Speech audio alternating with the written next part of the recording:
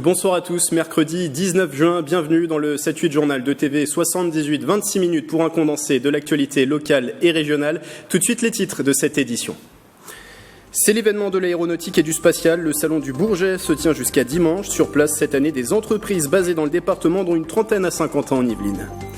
Étude inédite lancée sur le territoire. Pendant 3 ans, le pollen va être analysé par l'association de la Plaine de Versailles.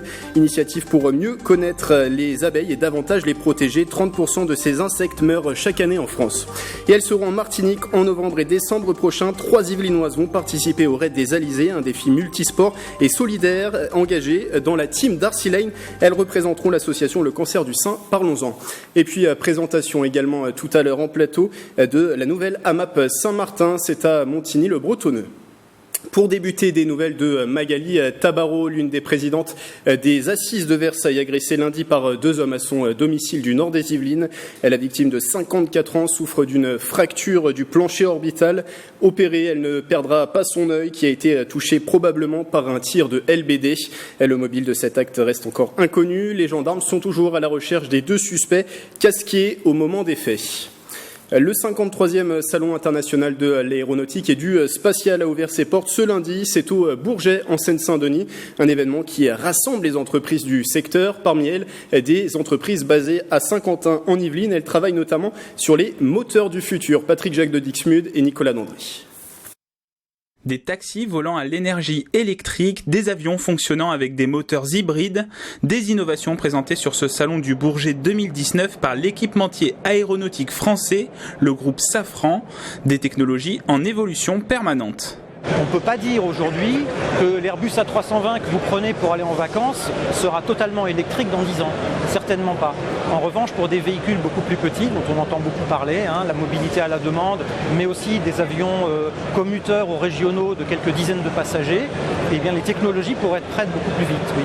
Le projet du moteur électrique et hybride est développé notamment par Safran Tech, basé à Manille-les-Hameaux, un centre de recherche du groupe inauguré en 2015. Alors, on travaille effectivement sur comment rendre un moteur plus électrique pour les avions de transport de passagers. Ces technologies-là permettent des gains de carburant, mais aussi des gains d'efficacité en opération, des coûts d'usage par l'électrification et l'assistance électrique en fait, du moteur classique. C'est l'incontournable du salon du Bourget, le Rafale, l'avion de combat de l'armée française Omnirole, développé par Dassault Aviation. Un appareil composé de pièces fabriquées notamment à Saint-Quentin en Yvelines. C'est le cas de cette antenne usinée par le groupe Bowen et sa filiale Jaquelot-Pécli en collaboration avec Thales. Ce sont des systèmes de détection, ce qu'on appelle de la guerre électronique, et donc ils permettent de détecter des cibles pour protéger en fait leur rafale et le système d'armes. Nous sommes en pleine croissance. Actuellement, là, en l'espace de 5 ans, Bowen a doublé et nous avons la même perspective pour les 5-10 prochaines années.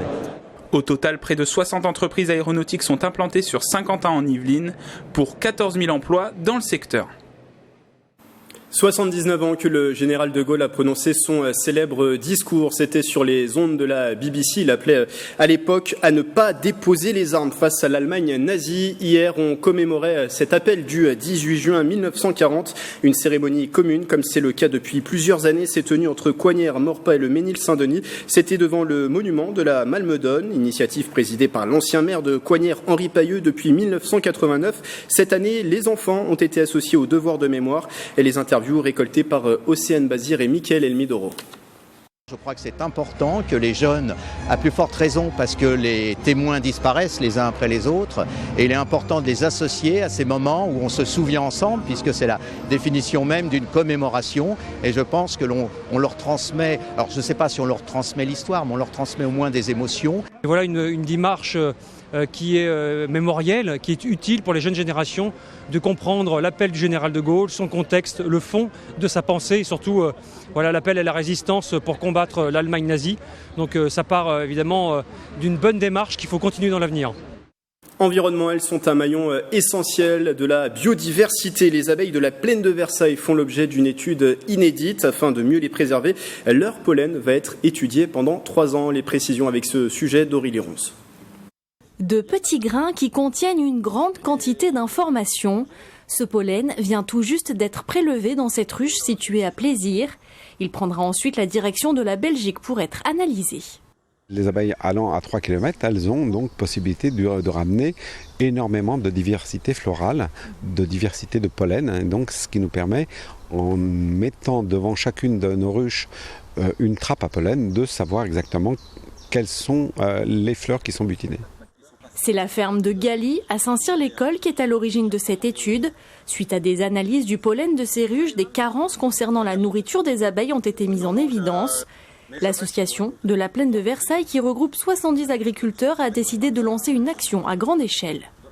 Ça concerne tout le monde, la biodiversité, c'est notre assurance vie. Et les abeilles sont un élément extrêmement important de la biodiversité. On a souvent des projets qui sont à l'échelle d'un apiculteur, mais de vouloir impliquer tout un territoire avec les agriculteurs, les habitants et les communes, ça je ne pense pas que ça se fasse ailleurs. 30% des abeilles meurent chaque année en France. Les causes de cette mortalité sont multiples. Même si à Plaisir, elles sont plutôt épargnées, cet apiculteur a choisi de prendre part à ce projet afin de pouvoir mettre en place un plan d'action et lutter pour leur sauvegarde. C'est vraiment le premier prélèvement que je réalise et je souhaite bien sûr continuer à faire ce genre de choses le plus longtemps possible, puisque ça permettra aussi donc de définir et de caractériser notre biodiversité sur la plaine de Versailles. Pour l'instant, 4 ruches installées sur ce territoire sont concernées par cette étude qui s'étale sur 3 années. Et en ce moment, le risque d'allergie au pollen est très présent. Les Yvelines sont placées d'ailleurs comme 25 autres départements en alerte rouge pour les pollens de graminées. Vous voyez cette carte établie par le Réseau national de surveillance aérobiologique. Si vous êtes allergique, le RNSA préconise de se protéger au moins les yeux lors de vos sorties, d'éviter de rouler en voiture les vitres baissées. En cas de symptômes, prenez contact avec votre médecin traitant. Elle vient de voir le jour à Montigny-le-Bretonneux avec une première distribution le 6 juin dernier. La MAP Saint-Martin a une trentaine de familles adhérentes. Les distributions de paniers ont lieu chaque jeudi face à l'église qui porte le même nom. Et pour en parler, Jean-Paul Morcillot, bonsoir. Bonsoir. Vous êtes l'un des fondateurs de cette AMAP et également trésorier. Alors AMAP pour Association pour le maintien d'une agriculture paysanne, c'est une démarche alternative de consommation et qui met directement en relation le producteur et un groupe de consommateurs. Comment ça marche concrètement, une AMAP ? Ça marche par préfinancement, par des contrats de préfinancement. L'association choisit des producteurs et ensuite on fait un contrat et par exemple les légumes, il nous dit je vais vous proposer tel produit, bien sûr des produits de saison et bio.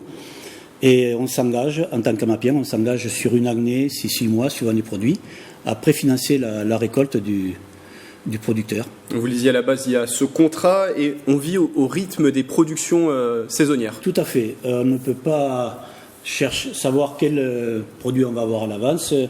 Le producteur arrive, en particulier pour les légumes.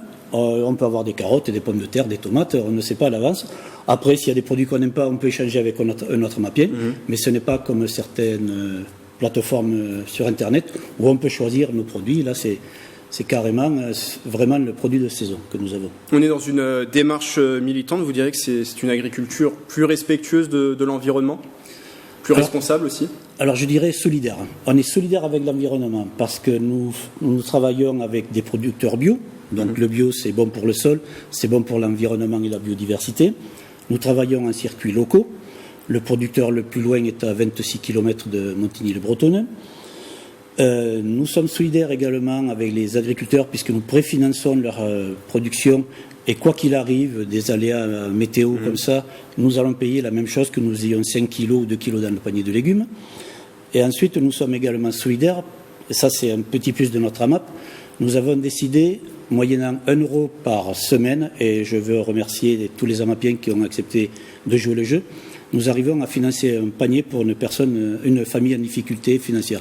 En particulier, ça peut être une famille monoparentale, une femme toute seule avec des enfants qui a du mal quelquefois à boucler les fins de mois.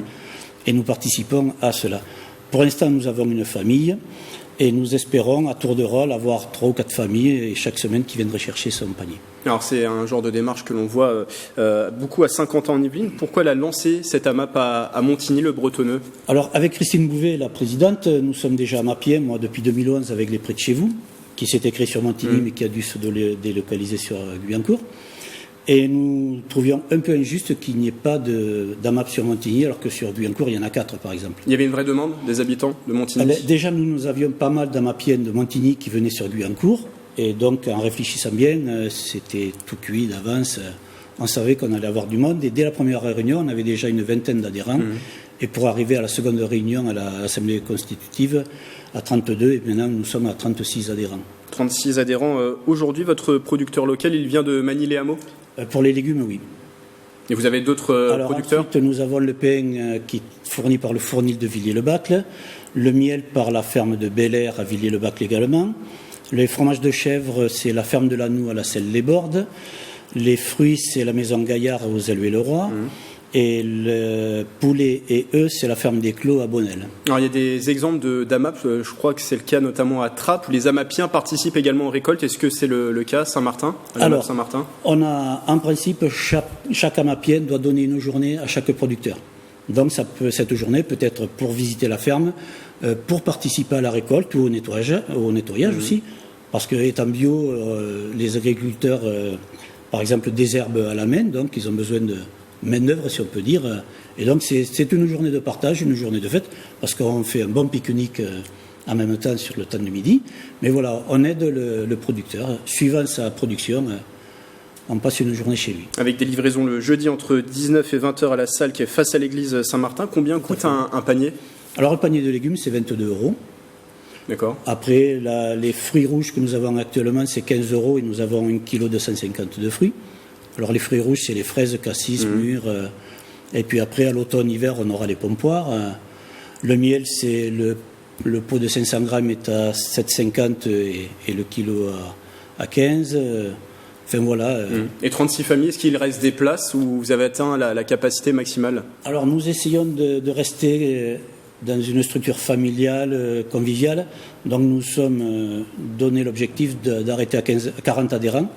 Donc nous avons 36, nous avons déjà des adhérents qui n'ont pas pu avoir de produits cette année, qui ont déjà réservé leur cotisation pour l'année prochaine.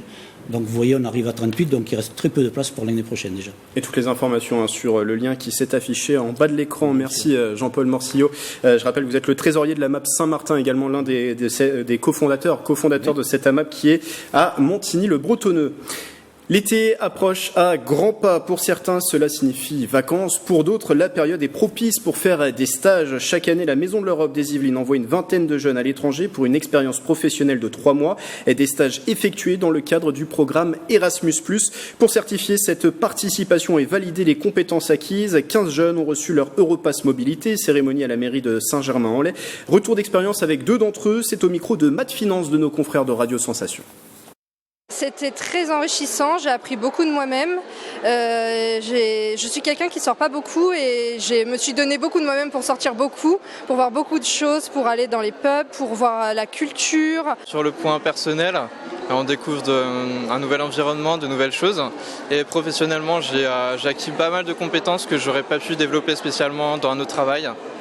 Donc voilà, ça apporte vraiment beaucoup de choses sur pas mal de points, je pense, ces mobilités. Et si vous êtes intéressé par la perspective de faire un stage à l'étranger, contactez la Maison de l'Europe des Yvelines.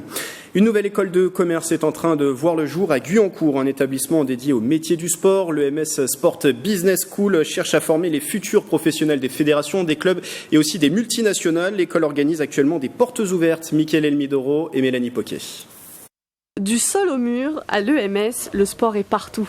Les élèves ne chausseront pas de crampons, mais étudieront le sport business. L'école forme des étudiants jusqu'au master.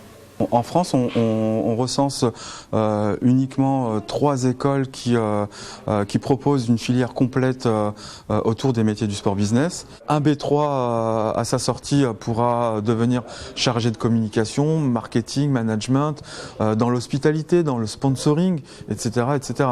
Et puis un M2, il pourra devenir tout de suite directeur marketing dans les métiers du sport business. Situé à Guyancourt, l'EMS est en partenariat avec l'UVSQ pour accéder aux amphithéâtres et à la bibliothèque universitaire. Un site de 750 m² de locaux pour accueillir les 150 étudiants visés par la direction.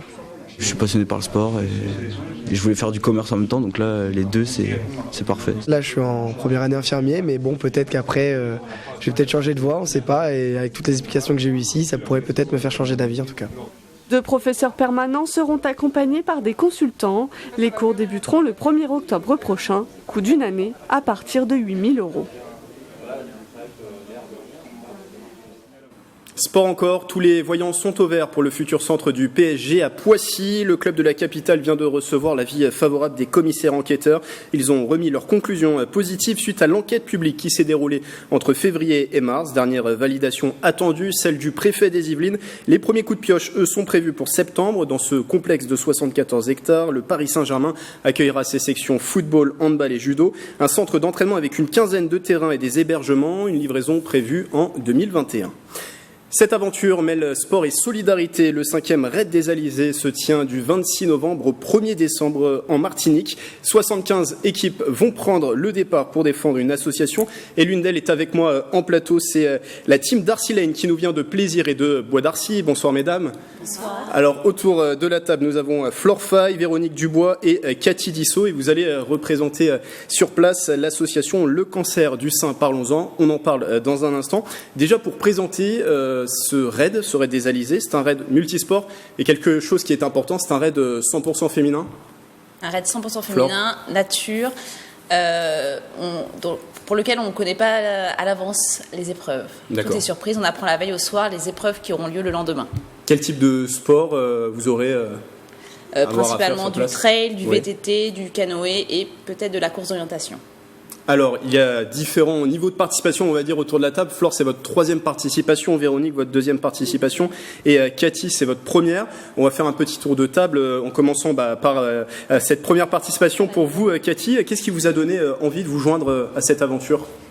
Tout d'abord, ce qui m'a donné l'envie, c'est leur retour de leur deuxième raid, en fait, où elles sont revenues complètement, pas transformées, mais presque, en fait, avec un partage des émotions qu'ils ont vécues sur place.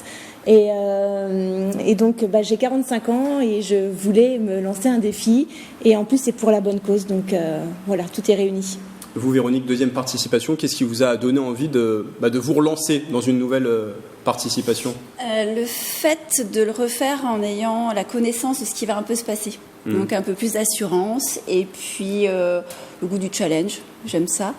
Sachant que Flore m'avait embarqué pour la première fois, donc en 2017, pour l'année de mes 40 ans. Donc voilà, pour un challenge des 40 ans. Cette année, ce sera le challenge des 45 pour Cathy. Et Flore, 3e participation pour vous. Vous êtes une habituée désormais. Oui, on peut dire ça. En fait, les raids, c'est très addictif.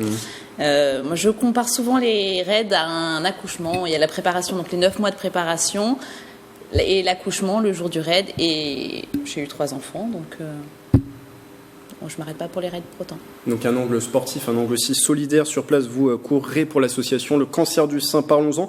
Une femme sur 8 sera concernée par la maladie durant sa vie. Pourquoi vous avez choisi de défendre cette association ? Véronique. Justement, parce qu'il y a une femme sur 8 à l'heure d'aujourd'hui qui est concernée par ce cancer. Et il y a une solution pour justement limiter celui-ci, c'est le dépistage. Donc en fait, l'association a pour but de promouvoir ce dépistage dès le plus jeune âge. En fait, voilà. Et parce qu'on sait que la majorité des cas de cancer pourraient être guéris si le dépistage est réalisé tôt. Exactement. Plus le dépistage est précoce, plus la maladie peut être guérie. Alors d'ailleurs, pour pouvoir mener à bien cette aventure, pour aider aussi cette association, les sponsors sont primordiaux. Est-ce que vous êtes encore à la recherche de sponsors ? Est-ce que c'est bouclé de ce côté-là ? Cathy ? On est en pleine recherche. On a la moitié du budget aujourd'hui.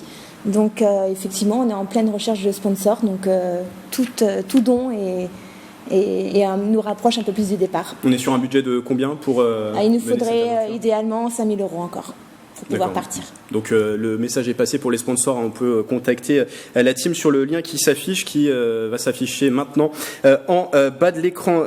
On peut vous aider de quelle manière d'ailleurs ces sponsors ? Est-ce que c'est plutôt une aide financière, une aide matérielle que l'on doit vous apporter ? Alors, dans un premier temps, on a vraiment besoin d'une aide financière pour nous aider à boucler le budget pour partir.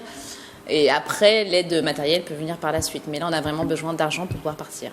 Un mot sur le côté sportif, 3 jours de compétition, qu'est-ce qui vous attend sur place, même si le programme définitif n'est pas tout à fait connu, mais à quoi vous vous attendez sur place? Des paysages merveilleux, on imagine déjà, en Martinique? Alors oui, des paysages merveilleux, après un peu de boue, un peu de dénivelé. Du canoë, ça aussi c'est quand même particulier parce que c'est du canoë en mer, donc ça c'est une préparation bien particulière qu'on ne peut pas avoir ici, ou très peu.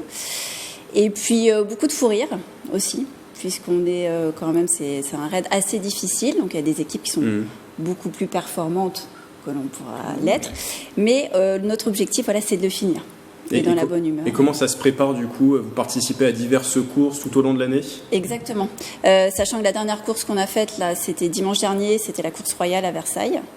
Et puis différents trails pendant toute l'année, en fait, dans le département, hors département, principalement. Un Go Sport Running, qu'on peut retrouver un reportage d'ailleurs. TV78 était sur place au château de Versailles. On vous souhaite quoi pour cette aventure? D'aller jusqu'au bout. D'aller jusqu'au bout, de pouvoir atteindre aussi l'objectif que vous êtes fixé sur le budget. On vous souhaite bon courage et merci de votre présence, Flore, Cathy et Véronique de la team Darcy Lane.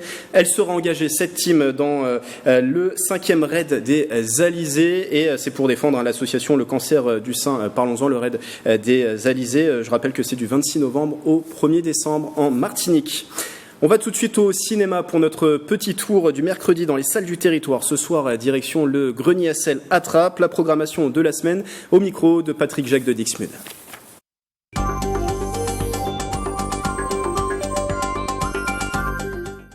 Le vendredi 28 juin à 20h45 au cinéma Le Grenier à sel, nous avons le plaisir d'accueillir Basile Doganis et Lamine Sissoko pour leur film Meltem. Basile Sissoko est un trappiste qui a commencé un petit peu sa carrière dans le cinéma, dans la vidéo, par des ateliers avec la ville de Trappes. Maintenant, il est dans un long métrage, son premier long métrage. Il avait déjà tourné un court métrage avec Basile Doganis et ils se sont retrouvés pour ce long métrage. Donc Meltem, c'est l'histoire de 3 jeunes Français qui partent en vacances en été sur une île grecque. Et leurs vacances sont un petit peu bouleversées par la rencontre avec un réfugié syrien dans cette île grecque. On suit leur histoire à tous les 3, à tous les 4 maintenant avec ce réfugié. Et donc on aura la chance d'avoir les 3 acteurs principaux et le réalisateur qui viendront nous parler de ce film. Ce sera vendredi 28 juin à 20h45 au cinéma Le Grenier à sel. Pour trouver tout ça sur cinémagrenierassel.com. Elias, laisse-moi toi. Petite 16 francs paumée sans racine là. Tu sais même pas où tu vas. T'es là, tu crois que tu vas sauver le monde? Cours, Elias!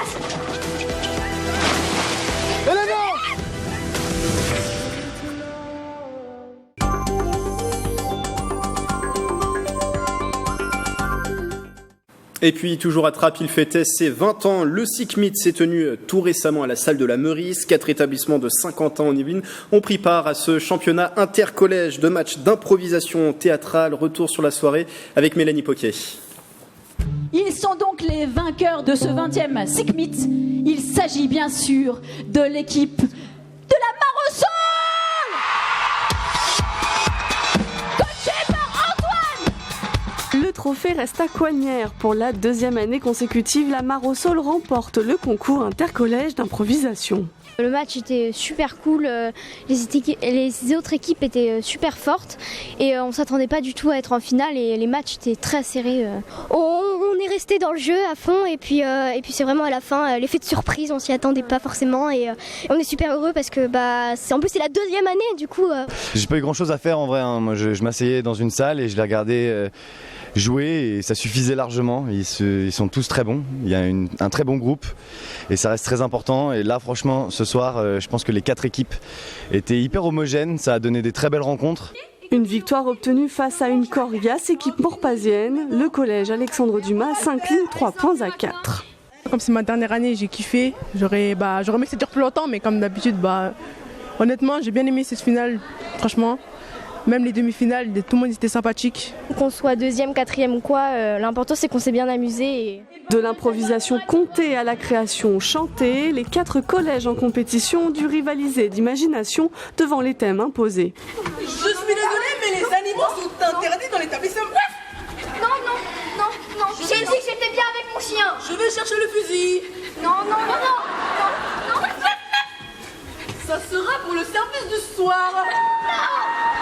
Le podium est complété par le Collège des Prés à Montigny-le-Bretonneux. Cette année, 14 collèges se sont affrontés tout au long de l'année. Des rencontres pour désigner un vainqueur qui vise la passe de 3 pour la prochaine édition. Et la finale complète du SICMIT est à retrouver sur TV78 cet été. Première diffusion le mardi 16 juillet, ce sera à 21h, ou bien sur notre site internet tv78.com où vous pourrez également consulter le replay de ce journal. Cette édition touche à sa fin. Belle soirée sur TV78.